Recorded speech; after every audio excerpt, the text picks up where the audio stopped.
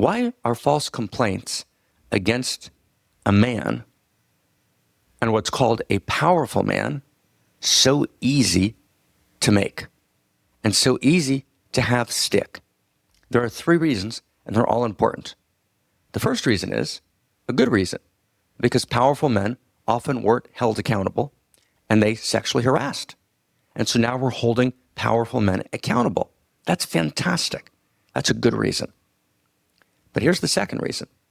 The second reason is, right, we refuse to recognize that not only can men be powerful, but their partners, right? Let's say a woman involved. The woman is also powerful. And because women used to not have a voice and only the man was powerful, which was a tragedy, we've locked history, right, in that situation, which was the dominant situation 25, 35, and 40 years ago. But it's no longer the situation.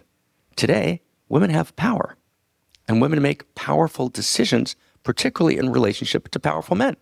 There's powerful men and powerful women in conversation. For example, let's say there's a professor who's 40 and a graduate student who's 30. Ostensibly, he has the power, right? After all, he's the professor. But she today has equal power because the very fact that she'll make a complaint can take his life down. That's what Oleana, David Mamet's, right, famous play was about.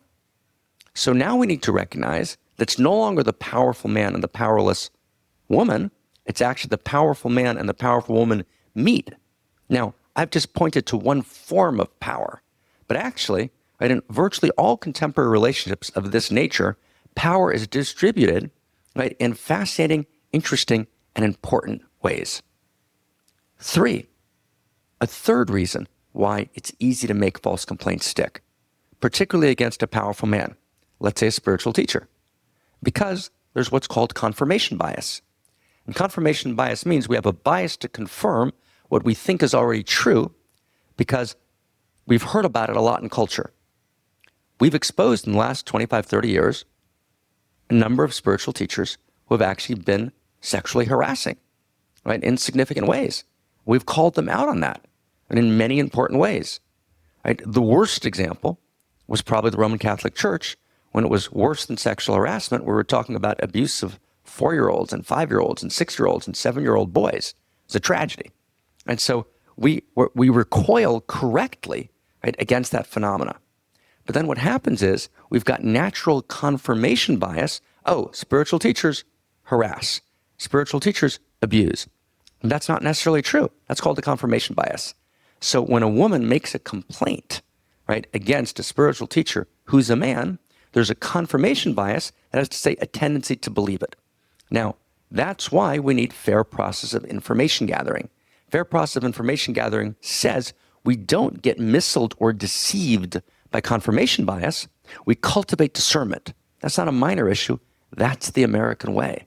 That's what human rights are about.